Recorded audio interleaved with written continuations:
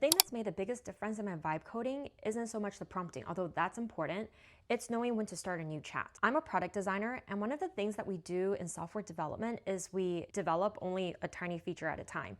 And I've taken the same approach to my vibe coding, and I think it's massively helped in building this recipe app. For example, it will be very tempting to build all of the search, filter, sort all together in one Claude chat because they're all somewhat related. But what's worked for me is I literally have a separate chat open for each of these different features. Now, there are a couple reasons for this. Number one, it really forces me to think about one feature at a time.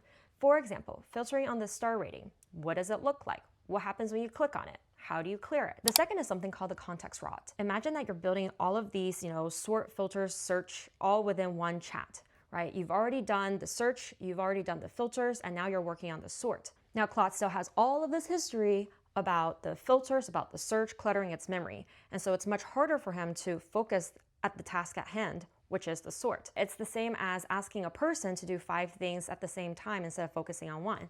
They're much more likely to make a mistake, forget things, and you're probably going to have to re-explain yourself. Same thing happens with Claude. He's going to accidentally forget something. He's going to accidentally introduce a bug. He's going to revert something that you had previously fixed. So the context is rotting.